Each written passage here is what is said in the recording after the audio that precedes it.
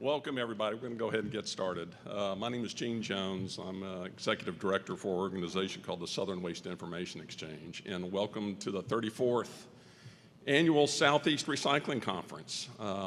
We're welcoming folks both in person and virtually, and this is a little different. As you look around the room, it's not the mass of people that we typically have, but hey, we're here and we're back in person, so I'm glad for that. If you allow me, let me just kind of make some opening comments here, and then I'm going to turn it over to Michael Timpane to drive this session. A year ago, David, you got my slides? Now let me make a comment real quick here. We've all been through these Zoom virtual meetings, and I can't guarantee that something's not going to happen that's going to stop us in the middle of this presentations, but I can assure you we will do our best to accommodate that and try to solve any problems that we run into. I want to recognize David Palqua and Randall in the back. They're our AV team. And they're going to be assisting us throughout the course of the conference. David, check it again.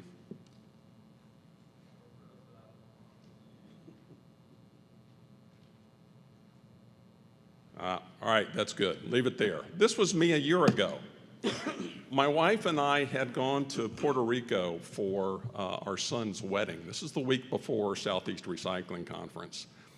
And we'd gone in a couple of days because I wanted to get some R&R because the following week we started SERC. And so I'm getting ready to go down to the pool. It's 9 o'clock in the morning, and I get a call from one of our sponsors saying, Gene, I hate to tell you this, but we've got National Corporate has just put a travel ban in. And within a period of about, I want to say, 2 hours, I lost 300 people. Just like that, because the chain reaction started. And I turned to Dana, pulled my hat sideways, and I said, oh, we are so fudged. This is not good. What are we going to do? A week before, we've got a contract, we have attrition clauses, we've got minimum guarantees, not a good position to be in.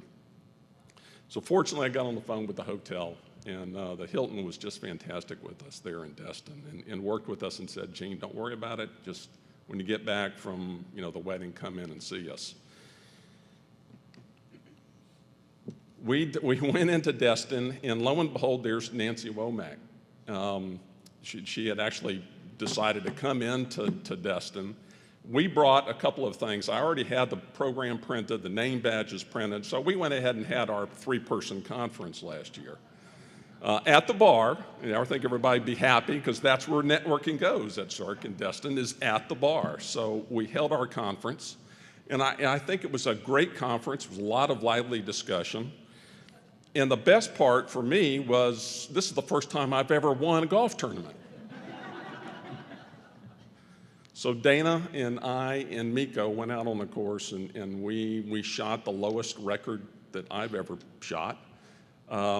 And had a good time. Fortunately, we are back in all seriousness now. We're back in live, and so I want to thank everybody for your participation.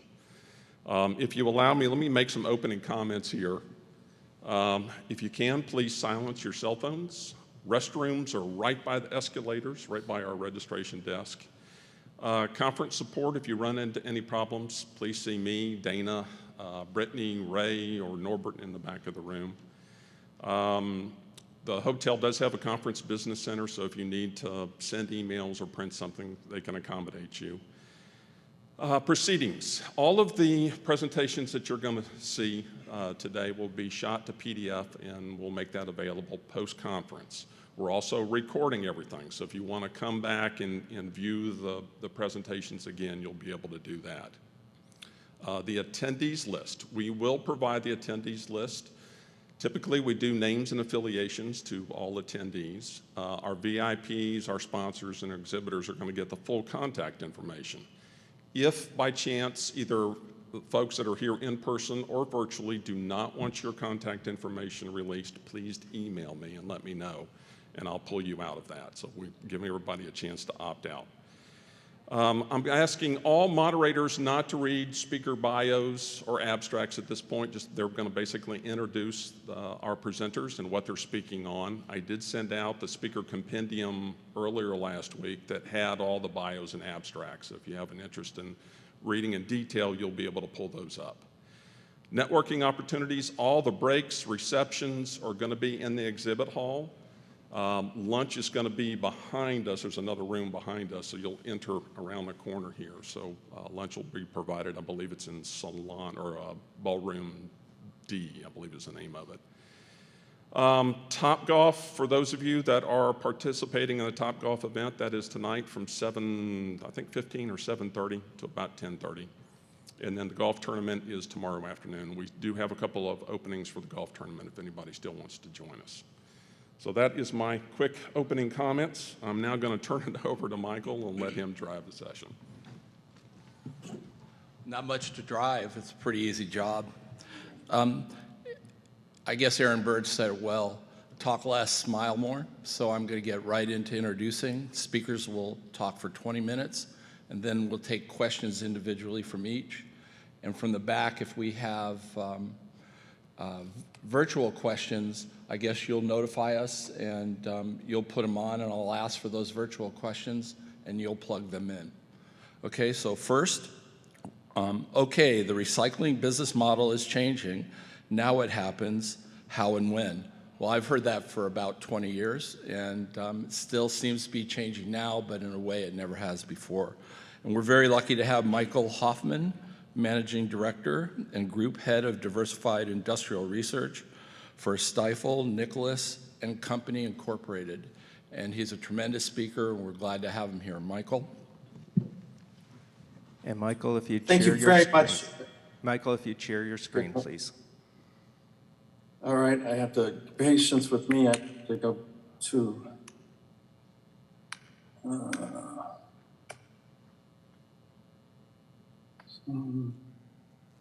share. All right, I think we're cooking with gas.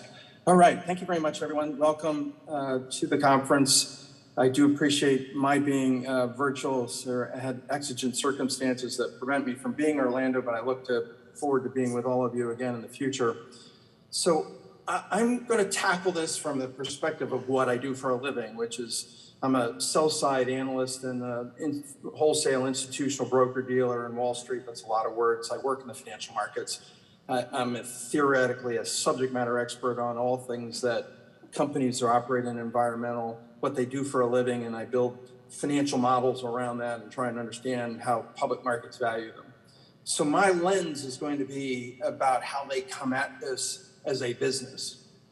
And as we get into this, what I would tell you wholeheartedly, all of garbage, but in particular big garbage, which is 50% of the market, is in recycling to stay. They're committed to it. They want it to work. They need to be able to make money and generate a reasonable return on capital. And the major changes that are being driven today are about how do we get to a place where this is a better quality business from a business standpoint and meet all of the social and societal changes that are coming within the business model. As you think about what we're starting with, this mosaic frames the solid waste business. The area that's red-lined is what we're really focusing on, but it bleeds back into all the other parts. And hopefully we'll see how that fits in. So here's the quick agenda. As I set the stage and you think about what we're doing, the major change, which shouldn't be new news to anyone, is that we're moving away from a commodity-driven model to a process fee.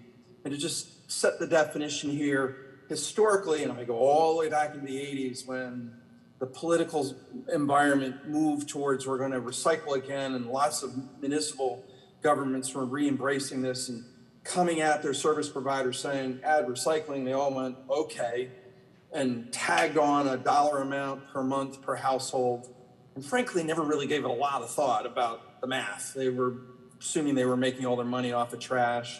We're very well-established commodity markets. You get into the 90s, the commodity markets start to develop well, principally driven by what China was doing. but not just exclusively there. And candidly, most of these companies didn't do terribly badly. It was not a bad business, late 90s through most of the 2000s. And there's some spikes and troughs in the pricing, but even those they weathered, the 07, again, the 11, 12. And by 2017, though, there's a real awareness. We're not in the business of living on the brittle edge of this kind of volatility, and we need to change this. And National Sword creates the catalyst to do that. So where are we? Within the collection side, so where the garbage companies are going out as part of their municipal contracts and providing this as a service included with the trash pickup, so second day. About 50% of the tons that they're exposed to in the big four are converted. On the MRF side, it's a little better. It's about 60% of the tons have been converted to a process fee. Waste Connection's a little bit less. It has to do with the mix of their business. They're pursuing this too, but it's a little slower process. And Casella actually has very little exposure. It's only about 10% to a true commodity because most of their municipal collection is surcharge based, so they can pass through the equivalent of the fuel surcharge. They call it an SRA fee. And the rest of this conversion will happen in an orderly process through contract renewal cycles. The other major change that you're seeing out of big garbage is they need to change the MRF. And why is because the cost per ton per hour is spiked up into the 100 zones, and you'll hear ranges between $100 and $150 a ton. And they need to get this down, and ideally down somewhere in the 65, 75 range. And how do you do that is you bring in productivity, technology, you pull out labor where you can, you try and get your line speeds higher, and you have to look at the MRF and think about how it was designed. I think the other comment I want to set the stage on before we start drawing sort of string around this and pull it tighter is the idea of content commitments. It's our view, and I think it's voiced from the garbage companies as sort of diplomatically as they can, is that if we're going to truly create broad-based circular models around recovered materials, then the consumer products world has to make content commitments. It's an enormous opportunity, not just in the United States, worldwide, and it would have a huge impact on the plastics conversation alone, but candidly, it would impact fiber, metals, plastics as well. And I point to something interesting. There are 374 signatories to the America Recycles Pledge. That's the US EPA's commitment to improving the percentage of recycling in the United States. And very few of them, like less than 10%, have specific content commitment goals and timelines. And if you go into these companies' corporate sustainability reports, they're called CSRs, like look at a Pepsi and a Coca-Cola, and I'm not here to pick on them, but what are they really saying about content and timelines, and where are they within the context of that? And very few of them have real goals. And then where they have them, they're struggling to meet them, not usually just because of supply, although sometimes that's the case, but often it's because they're not quite ready to take the risk of bearing the cost of a higher material cost versus a virgin, and then passing that through to the customer, the consumer, and risking losing share or having margin compression. We just haven't quite gotten there collectively. There are individual examples. Unilever on a global basis is a clear set example, but at the corporate level, there's this sort of willingness to take the first move, and what's the risk? What happens to the business model? What do we see as interesting trends currently in 21? Well, so here we are, we're trying to make this conversion away from a commodity fee, and the commodity book is up dramatically. It's up 128% versus the same time in 2020, and it's across all grades. Interesting enough, not all of them are at all-time highs. Like OCC is up, but still below a 27 peak. And you can see, I'm not going to go through all of them. And there are varying reasons why. I think the plastics numbers are at all-time highs because of the social focus around plastics. And otherwise, the other materials are much more they're up, but they're not at peaks. Our personal view is at some level, there's a correction in this, not necessarily to an old low, but there is ultimately a settling out and a correction. Not sure if plastics come down, but wouldn't be surprised if you see some tempering and leveling as we start to settle into supply-demand balances on some of the materials. So where are we going from here as I've set the stage of process fee, content commitment needs, where the commodities are. So, based on the ERAF data, there's about 800 MRFs in North America. One of the things that we have to remember is what that bulk of that capacity, what it was designed for. The vast majority, it was designed 20, 25 years ago, and the principal material trying to get out was newsprint. So they're narrow belts, they use a lot of labor, they're designed for negative sorting, and the mix of the waste streams changed dramatically. I mean, when was the last time you actually read a real newspaper? And the sheer volume of newsprint in the waste stream is de minimis in comparison to what's happened to, say, like corrugated, as an example. The old days, the idea was you were supposed to cover the belt completely. So, the message was you don't want to see any black. The belts are black. Well, and they were 3 or 4 feet wide. Today, they're 10, 12 feet wide, and you want to see as much black as you can. Spread the materials out, use AI, robotics, and optics, positive sort, and as a result, you should be able to improve the line speeds, you should be able to improve the quality, and you should be able to improve the recovery, and as a result, help to drive down the product costs, the processing costs, and improve yields. We estimate of the 800, there's a capital need of about $2 billion in order to get this level of modernization and address the waste stream as it's constructed today, but more importantly, have the flexibility to adapt for incremental changes. For example, even 2 or 3 years ago, if we said polypropylene, you go, yeah, no end market and really hard to get out of the waste stream. Today, you can get it out of the waste stream. And there are evolving end markets for sure.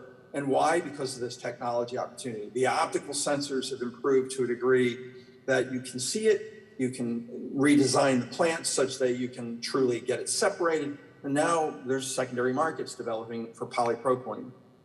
So the last 2 items I want to talk about, ESG, environmental, social, and governance, is something that's absolutely overlaying the public capital markets. I would suggest it's here broadly, more just than the capital markets. We're societally embracing this theme and thesis. It's not a fad. It's not a check the box. And interesting enough, recycling, recovered materials, circular economy touch all 3 of those. There's clearly an environmental impact, but there's also a social aspect from a standpoint of your communities and how you're giving back and what your education processes as companies and the role that the big garbage has in helping recycling not only be successful, but really thrive. And then from a governance standpoint, driving things like compensation incentives around improving some of these goals. All of this is here to stay, and it's becoming part of our day-to-day conversation. So as I draw this to a close, I think we absolutely have to have hard conversation about content commitments. It's lagging the willingness to do this increased level of recycling, diversion, true recycling, circular economy, not diversion in the context of just don't go to a landfill, but truly recovering. We have to help corporations get past the fear of loss of market share. We have to help show that there's a willingness to pay on the part of the consumer to have a product that has a packaging and material content that can really truly be recovered. The business model is clearly changing, but more importantly, the change is being funded by big garbage. and we did a piece a few months ago that said big garbage will be the long-term driver of the survival of recycling as a viable business opportunity, because they're going to be willing to put the capital up. What's very important, though, is that you if you're sitting there as the potential customer of big garbage, have to recognize they have to generate a reasonable return on that capital. Don't have to generate an excessive return, just a reasonable return. And how you get there is willingness to talk to them about the length of contracts, and the time that allows them then to recover the cost of the capital that they put in, and to recognize that that they have multiple stakeholders, some of which are public markets. They've got their employees, they've got their communities they operate in, and they have to be able to address all of those needs and still generate and be seen as good stewards of capital. They will put the $2 billion up, in my opinion. I don't think they have any challenges or risks to doing that, other than will they be allowed to do it in a manner where they can recover their costs. You're already seeing it. You're seeing real actions around initial investments on developing what they're calling the MRF of the future, or the best in class, learned lessons for those, and then immediately adopting technology advances that work and bringing it into other MRF locations and making modernization or upgrades. At the moment, there is a size limitation. You can't get much smaller than, say, a city the size of, say, a Charlotte or maybe a Raleigh and make this work economically. We're not quite at a place where you can just say we're going to do it everywhere, but they're willing to go down to about that size and then make the investment and upgrade. And then, as I noted on the ESG side, it's here to stay. It's helping drive some of these decisions. I don't think it will drive something like a national ERP program. I think you'll get state level decisions around ERPs, and those will have much more local ramifications. I can't see the federal government trying to embrace the states' rights issue around laying down a groundwork for a national ERP. And so I think this will solely be the purview of states.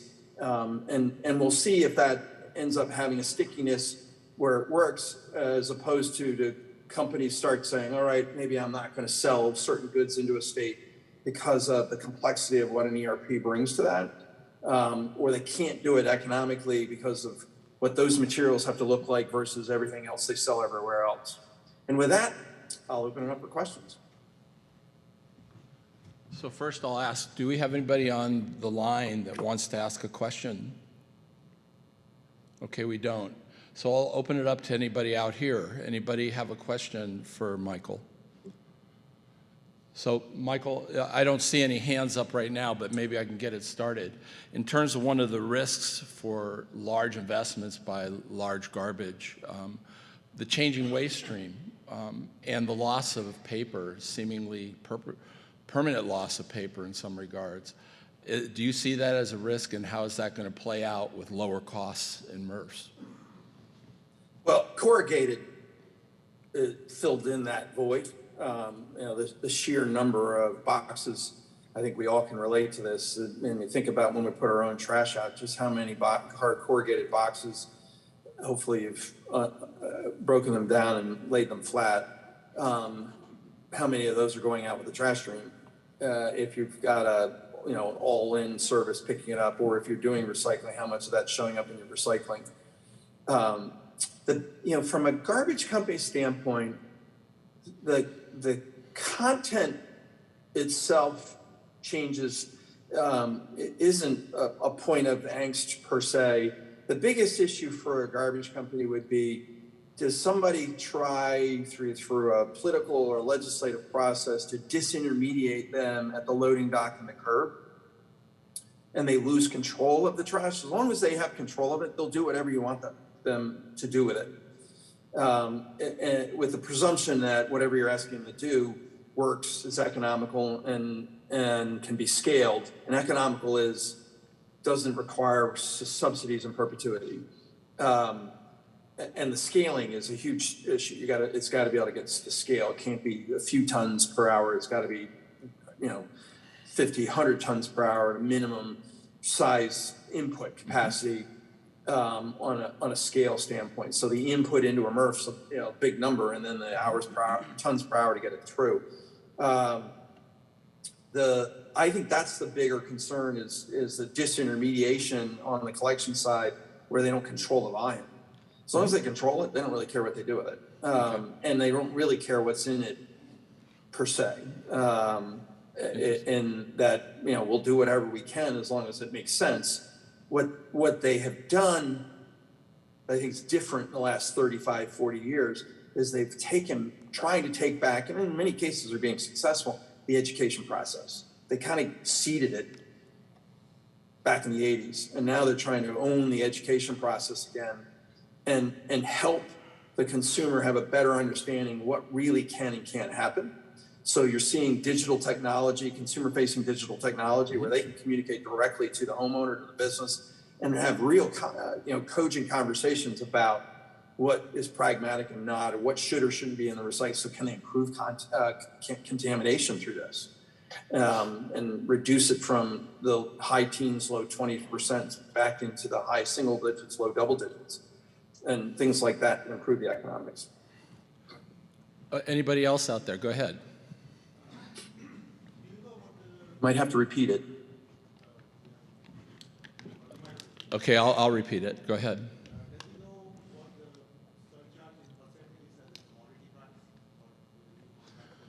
Say that again, please.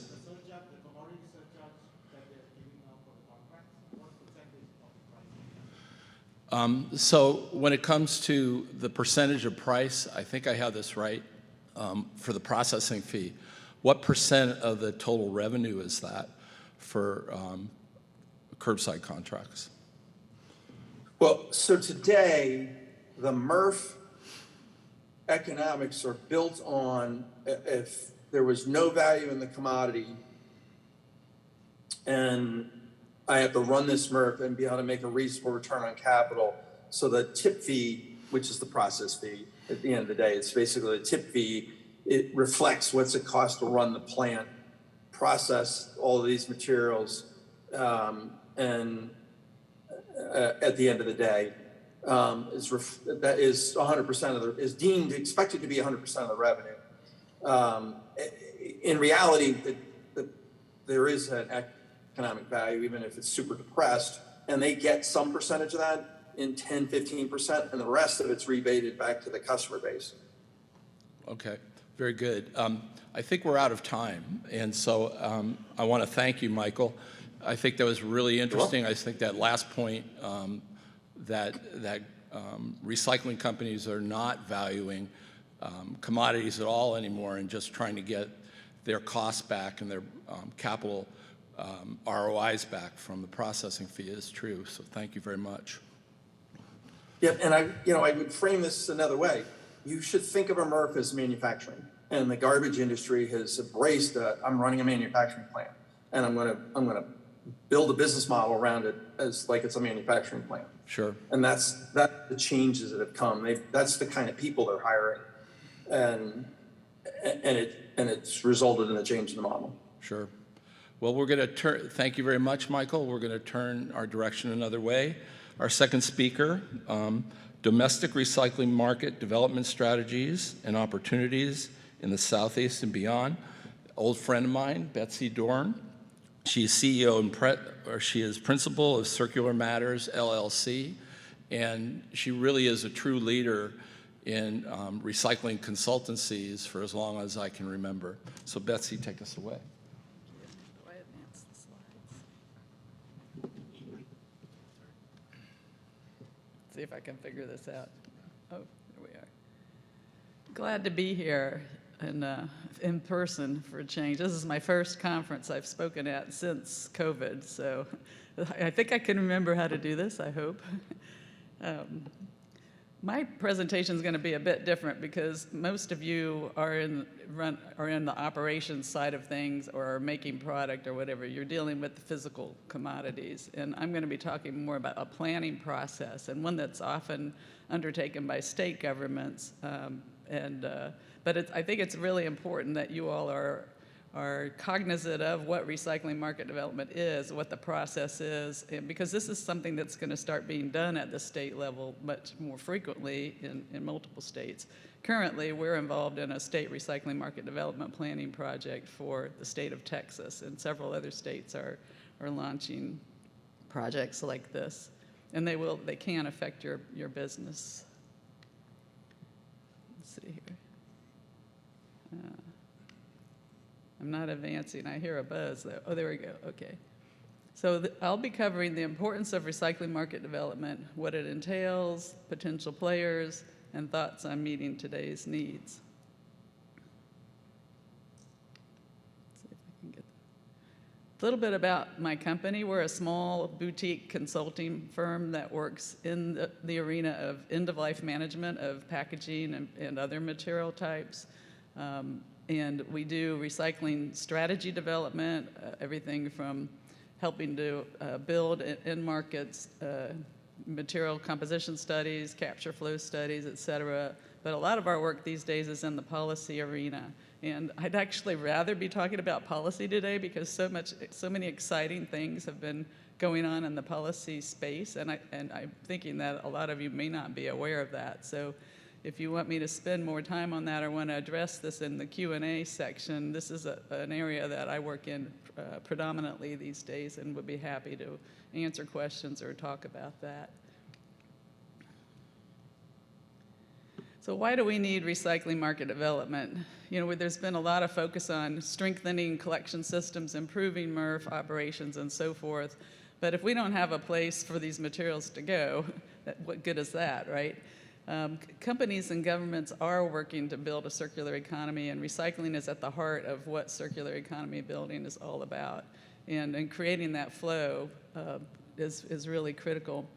And consumers are increasingly demanding recyclable packaging, and it's going to become products that have end-of-life solutions that are environmentally sound as well, not just packaging. Recycling. Well, right now, keep in mind, we still have a huge amount of material still being disposed. We do not have markets for everything we generate. So we have to continue to work on increasing markets and marketability for materials that aren't currently marketable. Some of them are packaging types, like flexible films, which is an area I work in pretty closely. And even for those that are recyclable, we still don't have that demand pull to really create that value to get those materials flowing into the market using the just basic business practices. It's become, as Michael was saying, you know, a toll processing business. Well, it's better if it's not. It's better if it is a demand pull and there is value for these commodities. Supply development alone will not complete the circle. And let's see. I just got off of vacation and I didn't look at my slides since before vacation, so I'm refreshing myself here.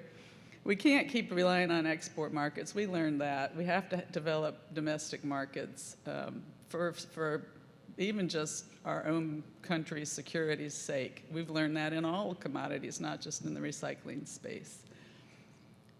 And we still have the problem with landfilling and virgin material prices beating out recycling in the business sector. So there's a lot of need. We have a lot of industry action now. We were just having a discussion before this session started about how brands are getting into the game, and this is no longer a space that they stayed out of. We have over 500 companies and organizations that have made commitments to sustainable packaging. A lot of them aren't necessarily as specific. Michael was saying they're not as specific as maybe we would like them to be. But it's really hard to be really specific when you're a company and you don't have control over what goes on out there. So and companies are very reluctant to make strong commitments, numeric commitments, in areas which they don't have a lot of control over. So I don't think we can fault them necessarily for lack of that. But they're getting stronger, and some of them are really aggressive, and a lot of these goals are projected to be, they're set, or their commitments are aimed at 2025, which is right around the corner. So there's a lot of hard work going on now to try to make this happen. If you go to this web link that I showed you, the Sustainable Packaging Coalition has done a great job of trying to collect all of the goal statements that were made, and they're organized and you can access them. I think it would be helpful for everybody to look at that, because this is really going to be driving a lot of the action out there and that will affect your business. There's a lot of collaboration. That's every conference, every presentation mentions collaboration, because we finally have recognized that end markets can't do it on their own. You can't work it on the collection side. You have to have all supply chain players working together to build this circular economy that we're trying to build. And producer responsibility is becoming a reality. It is not just, first of all, when I first started, well, I've been a consultant now for about 30 years, there was a time when nobody in this country thought we'd ever see extended producer responsibility policy, or that producers would become responsible for the end-of-life management of the packaging and products they put in the market. Now there's broad acceptance this is going to become reality in the United States, and I'll show you a little bit later how this is true.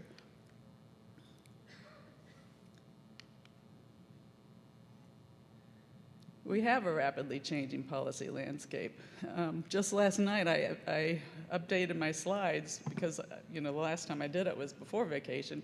In that time frame, in 1 week, Oregon's governor had signed the second extended producer responsibility law passed in the United States. With the first one in Maine, the second one in Oregon. These are very different laws, the way that they're written, but they both do the same thing, which is make it financially, the financial and management responsibility of brands or producers to manage the recycling activity for the commodities that are covered in these bills, these laws, they're not bills anymore, in those states. In Maine, it's 100% responsibility, meaning industry will pay the full tab. In Oregon, it's a shared responsibility model, where there's still a certain amount of responsibility remaining with local government. But these are the first two states. Listed there are several other states where bills are in play, and it is very much expected that more states will be passing these policies. What we don't want is that every state law will be different. So there is going to be, I think, some effort to get something done at the federal level, not full-blown EPR run by federal government across all states, but some kind of federal level directive or guidance like the EU directive to create a policy framework to try to build some kind of consistency or harmonization across the states. So if you're running a MRF, your next customer might be the producer responsibility organization that manages the recycling for that state, as opposed to the customers you're used to working with. We also have a lot of other packaging type. Michael had mentioned the need for more minimum content, or more recycled content use. What industry is now becoming more comfortable with, the brands especially, is having minimum content legislation so that it levels the playing field, because all brands producing that type of product have to have a minimum content. That way, the good guys that choose to do it, that are paying higher prices for that material, don't have to compete with the ones that don't want to do that and want to get away with making a cheaper product. So this is something that's becoming comfortable to brands that didn't used to be the case. And then recycling market development, as I mentioned, this is something happening more and more across states. There are laws being written that mandate or direct state staff to create recycling market development plans. There are recycling market development councils and boards and organizations being created, and these groups will be guiding a lot of the activity in their own states to build the end-use marketplace for their products, the recycling products generated in their states. So system transformation is definitely coming. In fact, we're in the middle of it, but at the early stages. We're going to see a huge transition, for one, because we're going to be seeing tons of more money. I don't have the quantities in mind, but Each state that passes EPR is going to have millions of dollars to invest in building recycling infrastructure, not what we are used to in the past. If you look at Canada and how things are done there, we're going to be somewhat similar. So that's going to be a huge change, the amount of money that's going to be invested in upgrading recycling infrastructure in this country and addressing the challenges that we have to create the circular economy. We've got some packaging materials that are going to have a tougher time than others, the flexibles and the polycoats that currently don't have high recyclability rates that are going to have to pay, the producers are going to have to pay higher fees for those packaging materials, so it's going to put a lot of pressure on the manufacturers and on the handlers of these materials to create recycling systems for them. And again, we're going to have to strengthen our domestic markets to improve market reliability, achieve brand goals, and to meet these new legislative targets. So what is recycling market development? It's really working to do anything we can do to enhance the economic viability of the reuse and recycling industries and to try to keep the supply and demand in balance, or actually to have a little more demand pull, I believe, than just complete equilibrium. The demand pull is the primary focus of recycling market development activities. And that's both demand for the recyclable materials themselves, but for the end use, the final products that are produced. So you have to work on consumer demand and customer demand. You can't, recycling market development can include supply push, but only when the barriers are supply-related barriers. There are other things you can do in the supply development arena that isn't called recycling market development. In terms of recycling market development, we focus on addressing supply barriers when they are the cause for why materials are flowing effectively into the marketplace. That means improving quality, enhancing the reliability of the supply, and lowering the cost of supply. The focus of demand building efforts is in expanding the consumption by existing businesses, which a lot of times gets overlooked in recycling market development efforts. People think, oh, let's bring a new company into my state. But the first and foremost, most important thing to do is to retain the businesses that already exist that are consuming those recyclable materials by understanding what their needs are, how can they be supported so that they don't go out of business or relocate or whatever. And also help support their ability to enhance their businesses, expand, et cetera. Conversion from virgin feedstock is another important area. It's a challenging one, but trying to get companies that make products that are using virgin materials to switch over to recycled content is another focus of recycling market development efforts. And attracting new businesses, of course, using recycled feedstock. Innovation is a key to all of this.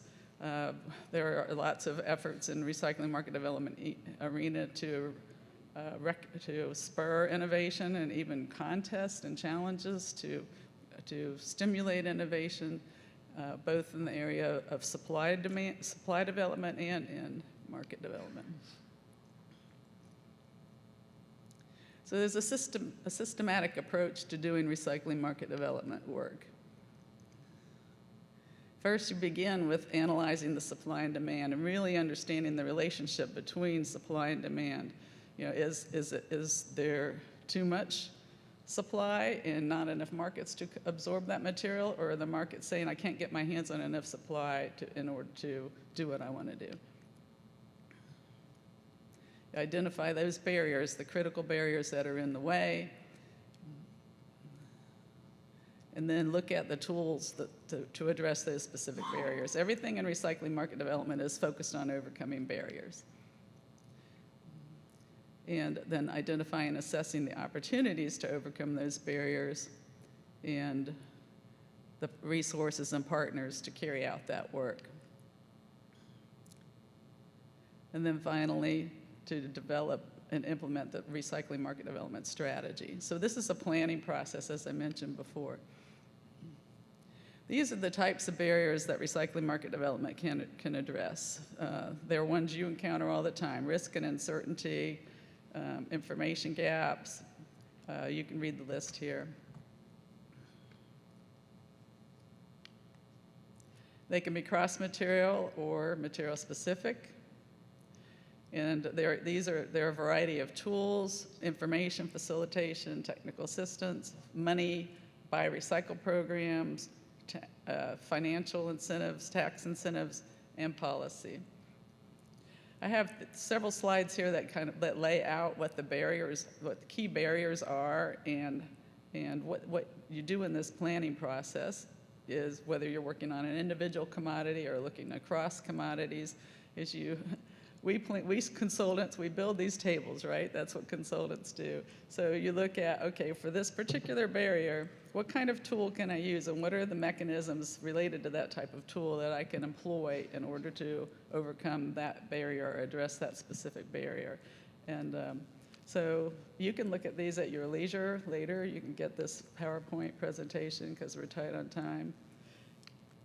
And, oops, I back up one. So key principles of recycling market development. Number one, it has to be needs-based. Secondly, it's an integrated approach that recognizes that we're talking about a system, supply and demand system.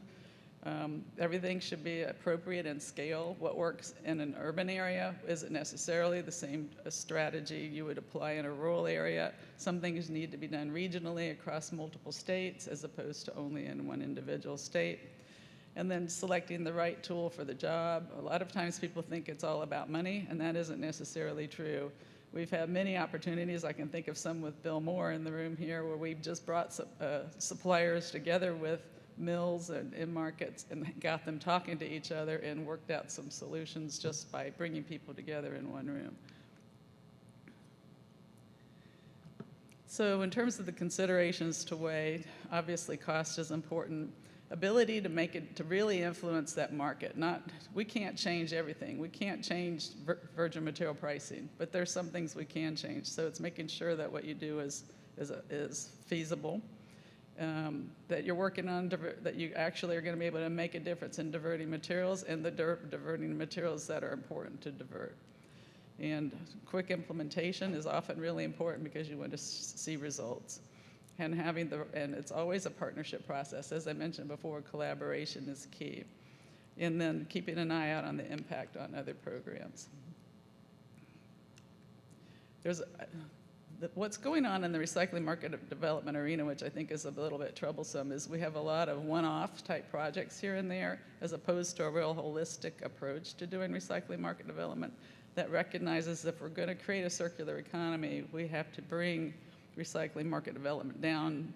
We have to turn it into the fabric of how the economy operates in the United States and bring it down even to the level of local chambers of commerce. Get the economic development parties involved, but all levels of government and then industry needs to be involved and has an opportunity to play a role in recycling market development. I have a couple of examples in here. I'm going to skip over them for the sake of time that you can look at later that show how recycling market development can be applied at a state level and at the local level. And I'll focus a little more on the industry initiatives. This is just a list of all the different types of initiatives that are going on. You can go to each of these websites and read up on this stuff. It's pretty fascinating how much money is being spent and how many people are at the table. A lot of these same people are at all of these tables, but for the Procters & Gamble's, the Dows, and so forth, and major paper industry players also.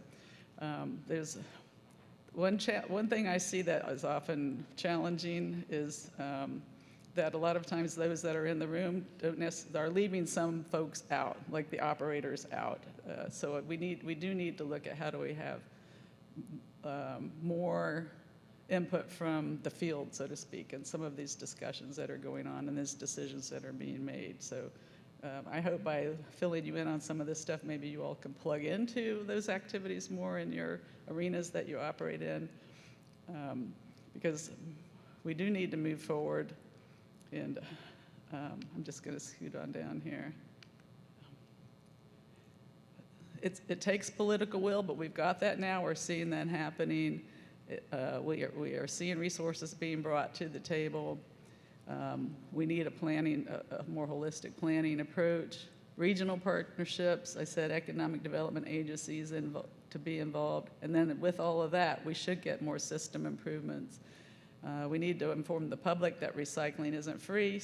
People still think recycling is free, and make sure that everybody understands that that it does affect consumer pricing, but that's important and why it's important.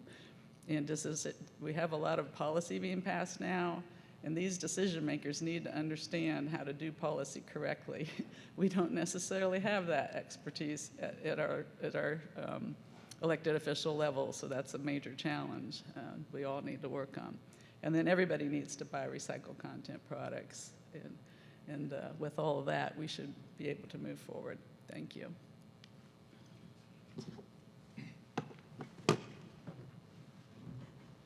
Thank you, Betsy. Do we have any remote questions, virtual questions for Betsy? No? How about in the room? Questions for Betsy? Yes, we have a question over here. What state do you think has the best market development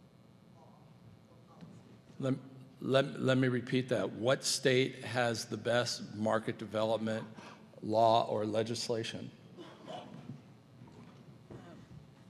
Recycling market development isn't really a mandated thing. It's a planning process.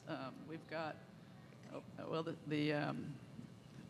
Oregon and Washington are pretty strong in recycling market development. South Carolina has one of the strongest recycling market development programs in this region, in the SERC region. North Carolina has a pretty strong program. Michigan, actually a lot of these got started with EPA funding back in the early 90s, and actually had staff that were paid for by the federal government planted in economic development agencies. So their economic development departments learned the value of trying to build strong recycling-based businesses in their states. Up in the Northwest, the efforts are to revitalize, rejuvenate recycling market development. We used to have a whole lot of recycling market development focus prior to when China started buying everything, and then that all went by the wayside when we shipped everything to China, and now it's all coming back again. Anybody else? I have one for you, Bets. In the Southeast, do you see EPR or recycled content bills anywhere, and how soon? The Southeast always seems to lag behind in the activity. The primary policy activity is in the Northeast, in the far west coast, the entire West Coast. Maybe we'll see something in Texas as a result of the recycling market development planning process. What occurred in Texas was the state recycling organization organized a business council, a recycling business council, and that council got a bill passed to do this recycling market development planning. So those businesses that are in Texas and other stakeholders that got involved are really wanting to see the state act on the contents of this plan, and so they are organizing now to follow up and work to assure that the state will fund the recycling market development effort, and that the necessary policies will be passed to support strong recycling-based businesses in Texas. Thanks. Thanks. I think we're out of time. Thank you, Betsy, very much.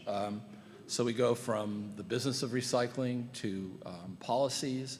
Now we're going to turn to the markets a little bit. I want to introduce to you Daryl Arias, CEO and President of GreenAF Waste out of Miami, and Nix Waste. And he's going to speak on the role of Latin America in the China-U.S. trade war. Daryl? Thank you.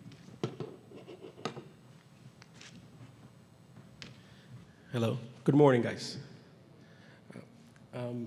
Every time I come to first of all, where's Gene? Oh, he left. I wanted to thank him because he's a true definition of consistency. And after I saw the picture with the three people in the conference, it pretty much shows that is the case. I've been coming to this conference for a long time now, and every time I talk to you guys, I feel the same. Every year, I guess we're facing a different animal, a different type of challenge, and they all seem to be coming from the same side of the world. And from this side, it seems like we stayed pretty much waiting for what's going to happen and then for us to react, which is a little curious because the U.S. doesn't usually do that. We usually try to do, first mover advantage in everything that we do. And in ways, I don't know why. Is here. Oh. Oh. Yeah, that's what I'm hitting. All right, so what's the problem? I guess we all know what the problem is. I don't want to have to talk to about a lot about it, but this happened, and it's been happening for a long time, and we seem to be waiting for what they're going to do for us to adapt or do a new method. I heard Betsy was mentioning that we should strengthen our own local collection, and I understand that's the case in many of the products. But I also think that doesn't work in everything because of the labor costs that we have here in the U.S. So for me, it's not working with me, man. This is the big button, right? Oh, no, There's a bit of a delay. Yeah, that's the middle one. That's the middle one, right? Middle, the center. That's the center, right? That's the one I'm hitting. All right, so the problem that we have, obviously, is that China stopped buying most of the materials since January 1st. It was a full ban. Even paper has been hurt. And with approximately 1.7 billion of imported paper waste, China was 29% of the recycling of the global waste. This doesn't include that, specifically in the U.S., the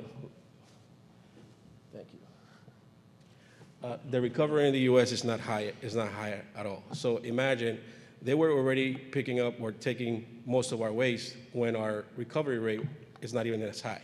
So what's going to happen when we get better, as we all seen that we're trying to get, and we don't have that house to take our garbage? So like I said, the magnitude is huge. Obviously, I don't have to go very deep into that, but it was 9 million tons that in 2020 that China was taking. And the second, it's very distantly followed by Germany, which is 1.2, that's less than half.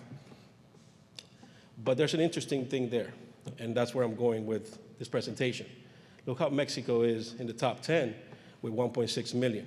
And they have infrastructure, obviously, for mostly paper, and they do a lot of plastics.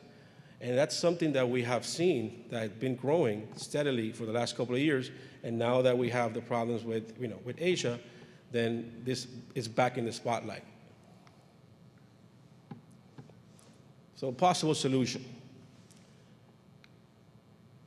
How about we focus on our own continent and start building up infrastructure where we already have some, where we already have labor costs that are decent enough for us to do more recovery. Yeah, so we can invest in the expansion of capacity in Latin America. We invest in pulping capacity, because we know China still is receiving pulping in China. We can partner with local mills. As we all know, the biggest issue for Latin American mills is that the technology that they have is not as good as the one we have here in the US. There are some big companies here like PP and others. They are able to take the paper in bales with a lot of contaminants, and they're able to process it and get nice product. That's not the same case in some of the mills in South America, Latin America.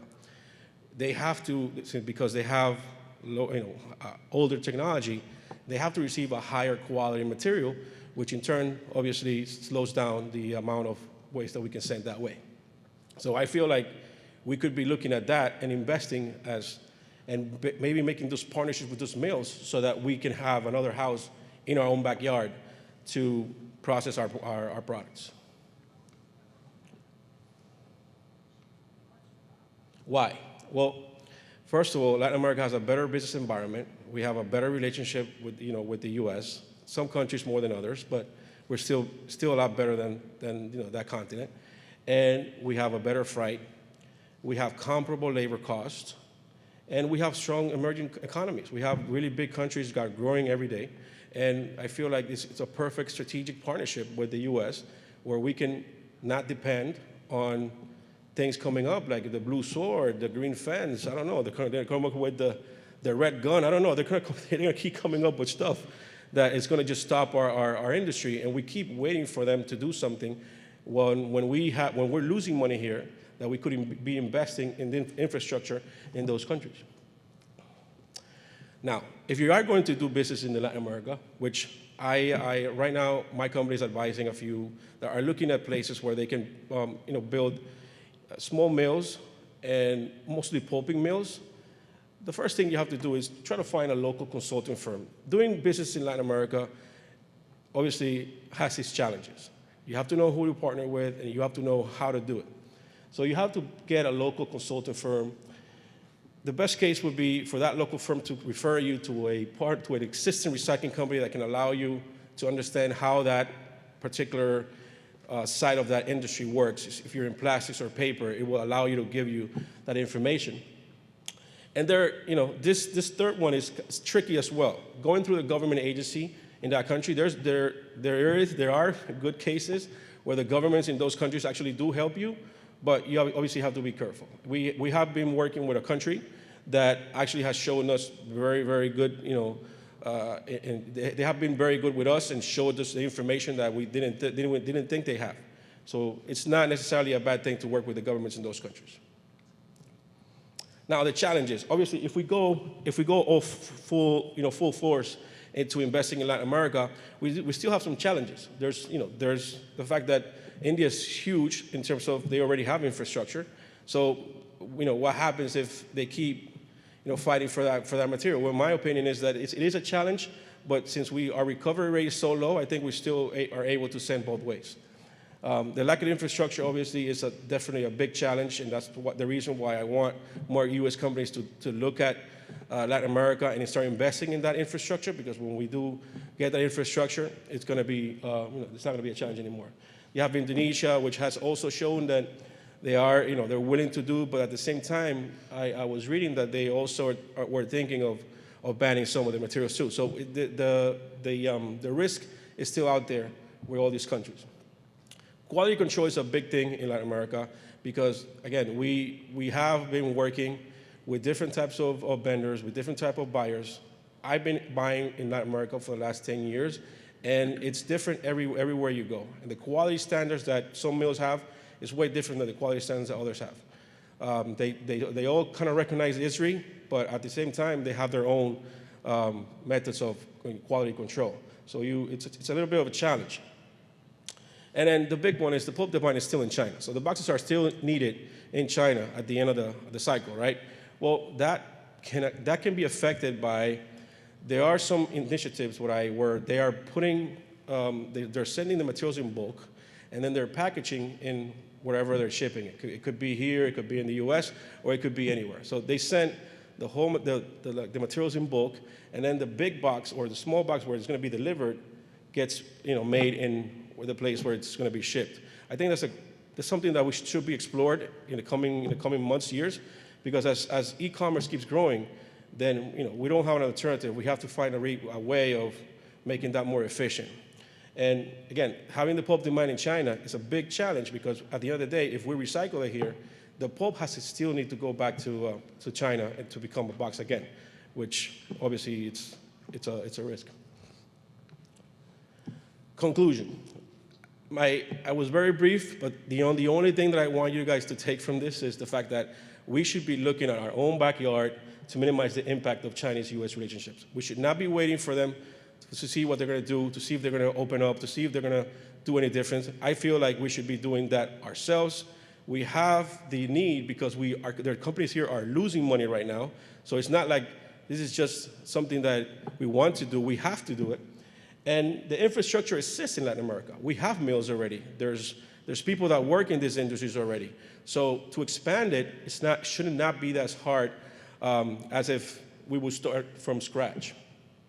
So again, I will just tell you guys to whatever industries you are or wherever companies you are, to just try to see if we can focus on building the Latin America infrastructure so that we can work with our own backyard all these ways that we have right now.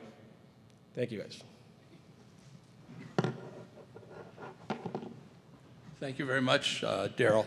Hey, one question. Yes. Are there any new mills in Latin America right now, pulping especially? You know, pulping's really dynamic here right now in the United States. People are talking about building in the Southwest, even Hillsborough County, they're talking about building one at the Pear, a pulping plant, a company called Celadon, and many pulping plants have been announced. Are there any new ones in Latin America?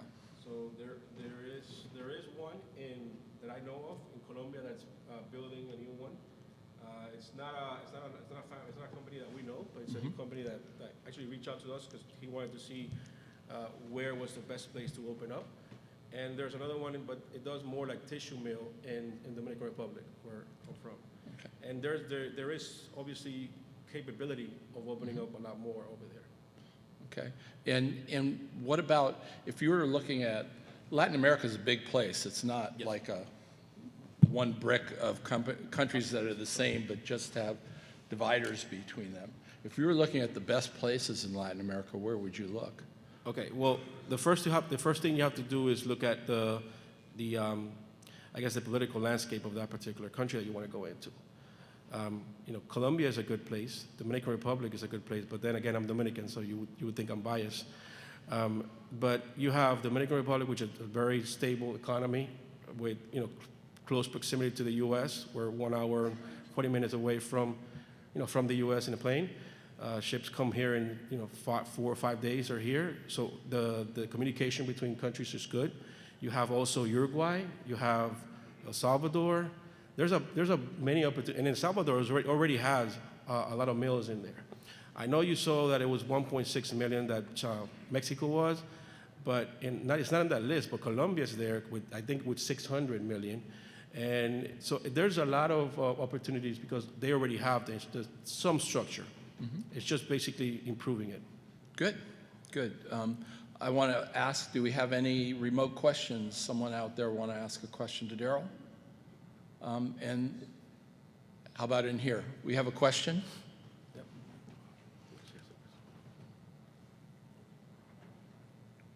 Could you state your name, please, too? Hi, my name is Stephanie Salgado with Falcon Paper, also based in Miami. Okay. Hi. I just had a quick question about, are there any particular countries that you find challenging to export to, like, with like their laws? Yes. So I think the number one country that comes to mind when you say challenges to export, I guess you mean export to the, right. So the first one that comes to mind, and it's actually improving a lot, which is good, is Brazil. They have a very nationalist way of seeing products, so they make it hard for other products to come in. But in all fairness, that has improved a lot. Lately, we have been able to export to that country. But in the whole Latin American region, whenever you're exporting to any of those countries, even us that we have been working on the industry for a longer time, we still use a local partner. We still use a company that already knows that customs. We don't want to come and just send stuff over there and deal ourselves with the customs from that particular country, because every custom from all America is different, and we have seen it all.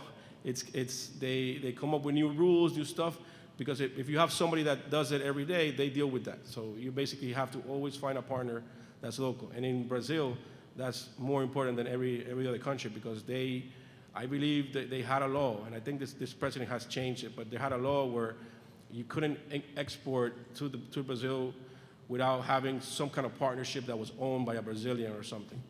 We didn't worry about that. We just basically sold it to a Brazilian company that took it in the port from us. So that's it. Anybody else out there? Well, I want to thank Daryl and thank you very much. It's a really interesting perspective. Latin America has great human capital and labor prices if people are interested in making cheaper paper, right? So let's turn at last to the equipment industry, and one of the areas I'm really excited about, which is the data analytics that are coming out of the equipment industry with the arrival of artificial intelligence and in fact the brands getting involved. They're more interested in counting than they are in volume in tons, which is what our first speaker talked about a little bit is that we have to get faster, and at the same time we have to learn how to differentiate between different materials better, which means counting. Anyway, that's an area I'm very involved and interested in. So I want to introduce Frederick Waite, CEO of BACE, Baler and Compactor Equipment, and he's going to talk about driving increased revenue and decreasing expenses using business analytics. Frederick? It's the middle button, right? Just want to make sure. It is great to see faces again, you know, coming out of the last, I guess, a year and a half. There's a few things that I've learned or confirmed. One, air travel is still horrible. I think I've spoken to a few of you who have experienced awful time just getting to Orlando. Secondly, from a statistical, because I'm a statistics and data kind of guy, about 50% of the people who are on Zoom right now are either sleeping, not wearing any clothes, or both. And the last, which is personally devastating that I've learned over the last 18 months, is that if you hang dress pants in a closet for over a year, they shrink, because mine have shrunk. But thank you guys for coming, and those that are online. So we're going to talk a little bit about analytics and business intelligence and AI. There's a lot of different flavors that people will call it. As a manufacturer of baling and compaction equipment and technology innovator, we're going to come at this from the view and perspective of folks like a Target or a Lowe's, a national account, a big producer of the cardboard. Let's see. See, now I'm going to have the same problem you are with this thing. Yeah. It doesn't like us. It doesn't like us. I see you moving it for me. So the first thing I wanted to talk about, you know, really is the ecosystem. I think most of us know what that looks like, but it doesn't really have to be, you know, diametrically opposed. But at the end of the day, I'm just going to kind of bring these up. You have people that produce waste, recycling, and right now, most of the technology doesn't exist to really produce any kind of accountability or transparency throughout the system. And so really people are relying on their partners to tell them what a bale of cardboard might weigh, tell them what the compactor weighed when they ultimately delivered it and emptied it and things like that. And so in the world of the ecosystem, right, we have folks on the left that are producing the recyclables or the waste, right, the Lowe's, the Targets, the Home Depots, fill in the blank, right, that partner with people that buy it after it's baled or it's put in a compactor. And at the end of the day, money is exchanging hands or cost or expenses. So we're going to focus a little bit on the accountability and transparency. And again, as the perspective from the large national accounts, make no mistake, they are going to drive this, and they are going to introduce technology and analytics that bring about accountability and transparency, but it doesn't have to be in opposition to the partners of the world. So what I want to talk about is what we've heard from a common concern in those national accounts and what may be some of the answers. The first is, how can I be assured that I'm getting paid for the recyclables, right? A bale gets pushed out of a baler, their partner comes and gets it, and they get a check and it tells them how much it's weighed. Pretty interesting accountability and transparency there. We think that the way you solve that is through weight-based technology when it comes to the baler side, right? To know when we're talking to customers like Target and Lowe's, they want to understand what the bale weighed down to the individual location, to the region, to the company, and sometimes in cases, the country. Right now, they don't have that visibility. They don't have an ability even at a store level to credit back any recyclables that are coming out. So right now, there's really nothing out there that sort of does that for them. The second is, I'm concerned that my recyclables are getting tossed into the compactor. Listen, most of the people back there are kids. If the compactor is 5 steps shorter than the baler, it's going to get tossed, and it happens. And I'll share some real-life data of that. But so when that happens, right, they're literally throwing money into the compactor, which they're then paying the tonnage for, and it's kind of a cycle that doesn't work. So one of the things that you can do is provide analytics in and around, what each store is producing, how much it weighs, when it's ejected, compactor weights, when it's tipped, those types of things. And you can utilize the data to create a more well-rounded recycling and waste program. But that's one of the items that we hear. The other is, how do I reduce my tip fees and make sure that my compactor is going out maximum weight? They just show up every week, they empty it, or we have a pressure-based system that sometimes produces false readings and they show up, or I kid you not, some cases it's almost like, if you've ever tried to hang something on the wall, you're doing the knock to find the stud. Literally, we've seen kids out there kind of knocking on a compactor, trying to feel if it sounds like it's heavy so that they get it emptied. So right now, there's really no way to do that. But what they want to be able to do is to notify their waste partner.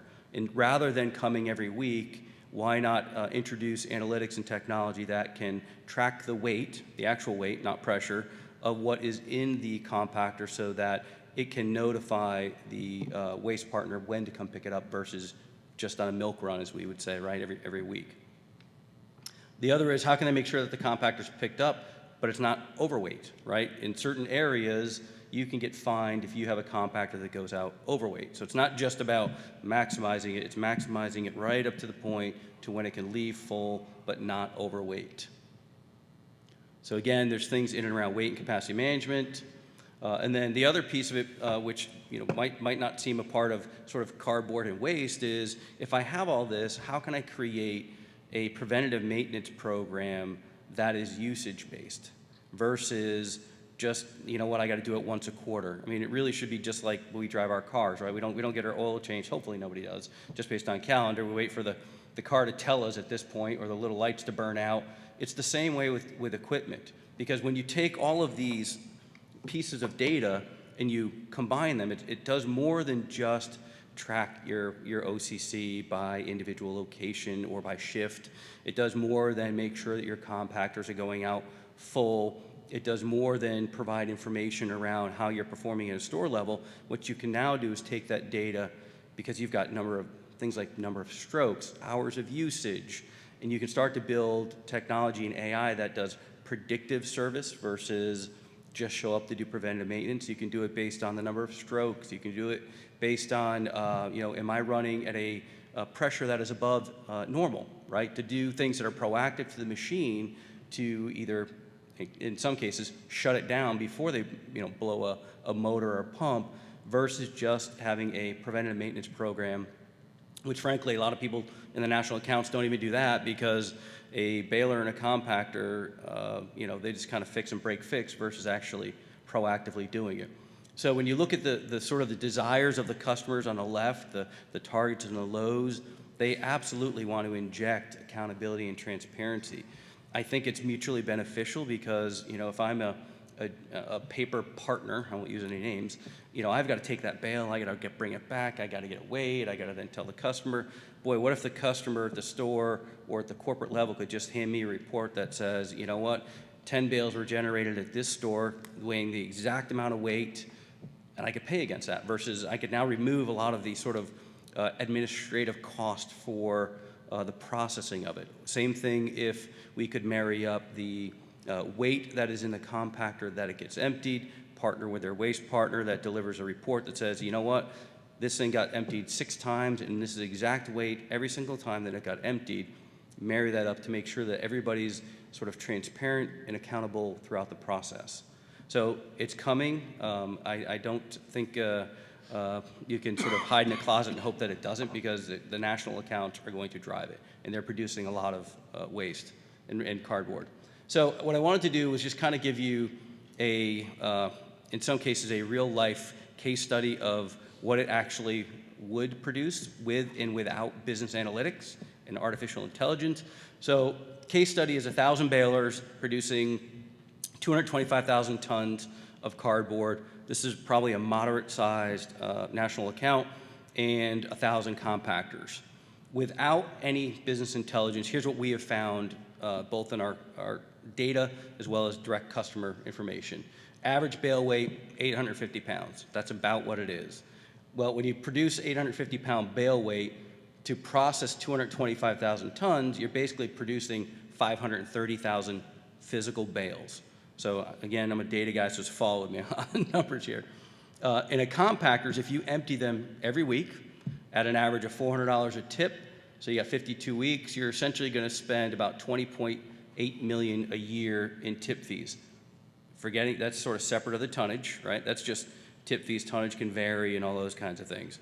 But that's just getting it empty, right? So if I have no analytics, that's probably what you're looking at from a national account perspective. And you're losing, on average, 10% of your OCC. That's a real number from numerous national accounts that have done internal audits. About 10% of their OCC is getting thrown in the compactors. One of our customers, that's about 55,000 tons a year going into the compactor, throwing money away, getting charged for the tonnage, increasing their tips. That's just real data. So you've got about 22,500 in this example of cardboard that's getting tossed, right? Money out the door. So with a business analytics-driven waste and recycling program, it changed it quite a bit. First and foremost, we've seen direct bale weights increase from 850 to 1,000 pounds. When you have the information at and I'm just going to use Target, doesn't really matter, but if I'm at a local Target and I can now receive a report that shows what my bale weights are exactly when they're emptied, I can now correct, because what you find is the kids, they just eject it. They think they're doing something good. They come in on third shift and they want to get it nice and ready for the first shift, but what they don't realize are ejecting a bale far below what anyone's baler in the industry can do. So you want to get it to 1,000 pounds. And what you find is when you provide the data and information, they self-correct to get it to that 1,000 pounds, which is kind of that magic number. The other thing that you find is you maximize compactor weights and reduce the number of tips. I am telling you it's around 50%. I can tell you it's around 50% in the customers that we work with, that the partner just shows up when a good business analytics and AI product tells them to show up. And so when you do the math, you'll see it's quite a bit of a change when you move it. And you also eliminate the 10% that's thrown in there. There is in all data analytics and AI and all those kinds of things, there is a natural born big brother effect when the information is pushed out to the street level and the kids in the back, and again, I'm using national accounts, the kids in the back know that their leader is getting reports on average bale weight by shift, by location, how much the compactors are getting tipped at. They naturally tend to stop throwing cardboard into the compactor. And so you regain some of that percentage that's getting thrown away, which is now reducing a lot. So when you talk about it from an annual perspective, using this case study of 1,000 balers, 1,000 compactors, here's what you get. You're reducing your labor by about $400,000 because you are producing 80,000 less bales, right? Going from 850 pounds to 1,000 pounds, it's just math. It only takes 80,000 less bales, average 15 minutes a bale, $20 an hour, you end up getting to 400,000. Wire's not cheap and it's expensive. 5 strands for every bale. Well, if I'm reducing my bales by 80,000, it's just math. It's about 120,000 in wire, and then you're saving the labor of about 20,000 hours across an organization. You reduce your tips by 50%, that's $10.4 million a year just in tip fees. Reduce it by 30%, it's still a huge, huge number. You're saving about $10,400 per compactor per year. I can tell you that is actual information from customers that we deal with. You can reduce it by that much. The other piece that you get when you recover some of that OCC, that's about $2.25 million on an annual basis that you're getting back. So you're reducing your tips, you're getting your OCC back, you're increasing the bale weights. If you're a paper person or a buyer or broker, you want better bale weights. You can fill up the ocean, fill up the over the road a whole lot better when you're getting 1,000 pounds. So when you look at that from a net perspective on an annual basis, it ends up being around a little over 13 million in this case study. If you can introduce business analytics, AI, push it out to the street level, and bring the partners in. Again, it doesn't have to be opposed. Everyone should welcome accountability and transparency throughout the system to make sure that we're getting paid for the right recyclables, making sure that we are sending our compactors out as full as possible. It's global sustainability. It creates more efficiencies for our customers, for the providers, the waste, the recycling. So it doesn't have to be opposed to each other, and that ends up being about $13 million a year. I'm not going to stay on this slide, because this is just our technology and what we do, but you can take a look at it. But the only thing that I would say is, as an equipment manufacturer, you have to do a couple of things in any data analytics AI, having built 4 tech companies around that and sold them. You've got to build something that works for anybody's piece of equipment. I would love to tell everybody, you got to buy my equipment. That's just not reality. You've got to build technology that works for everyone in our space. Second, never build anything that is going to ride on the network of those large national accounts. It ain't going to happen. It's very problematic to go through security, so stay off their networks. Third, provide them the data, and then I'll kind of leave with where I think this technology could go. And there's no technology limitations, but I think what you will see is when you expand business analytics and AI, this industry could get to the point where a individual Target store or Lowe's location, from an audit perspective, they would be able to know exactly how many tons of cardboard were given to them on a monthly basis through inventory, right? If they get a big box of toilet paper, somebody knows what that box weighs. And so you could integrate that to sit there now, say, that store, I gave you 8 tons of cardboard last month, but you recycled 6. What happened to the other 2? And you're going to find it's either in the compactor, it ran off the back of the dock for about $20 to the kid on the back of the dock, which does happen as well. But you can really sort of take it to the next level of where you're auditing front to back your recyclables and your OCC, so that you can sort of increase all those and decrease your expense. So it's coming, that's for sure. So we look forward to helping the industry go that way as a manufacturer, because it has to. Thank you. Thank you, Frederick. Wow, what a compelling business case, right? Our industry has always been relatively informal. We haven't been really good at data analytics, especially on the back end, things like bail leases, things like scheduling trucks. It's been a matter of constant contact, human contact, where you might not be getting the full story. I applaud you for looking at it like this. It's a compelling business case. First, I'll ask, is there any virtual questions for Frederick out there that you are seeing? Anybody? I don't see any. How about questions from the audience? I have a question. We have one over here. Okay.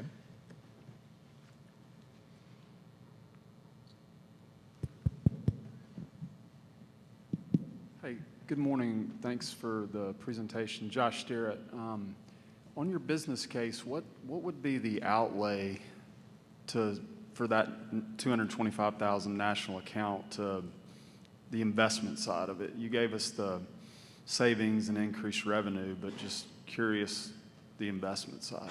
Thanks. Yeah, typically you would expect somewhere between around 1,500 ish per baler, and probably about 4,000 per compactor. If you do the math, we actually did something like this for a national account. They paid it back in about 13 months and rolled it out globally, actually, and paid it back in 13 months. And again, the way that we've designed it, it has to be equipment agnostic. Again, I can't walk into a fill in the blank Walmart and say, hey, you got to replace every one of your balers with my stuff. No, we designed ours so that it would work with any manufacturer's baler or compactor. And so, if they replace it, they just lift it up and utilize the same equipment underneath it for any baler or compactor. So that's probably a good rough estimate. Other questions out there? I just have one. I've heard a lot recently about, especially at the curbside containers, having cameras installed or utilizing other devices to kind of tell you what's inside a compactor. Can you speak a little bit about that and what you see coming, and how does that apply to your business case? Yeah, I think so. For like optical and things like that, there's definitely a benefit to go hand in hand. What optical really can't tell you is the weight of what's going to be in a compactor.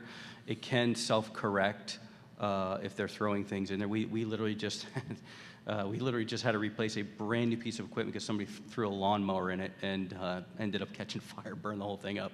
But so the optical can help as it relates to making sure, and not just cardboard, but things that should not be thrown in a piece of equipment. We actually, on our sort of platform, have a placeholder for cameras so that you can not just look at optics, but also things in and around security and just sort of damage to equipment and sort of protecting all parties against inadvertent damage and things like that. But it absolutely can help correct the folks that are throwing things in the compactors. Balers, it's really, you're going to throw cardboard in it, and so I think it'd be more applicable on the compactor side. Thanks, Frederick. Any other questions? If not, our time is up. I want to thank you very much. I think it gives us a lot to think about. Our panelists, thank you very much. And I believe we're going to a refreshment break, so we'll see you back here after the refreshment time. Thank you.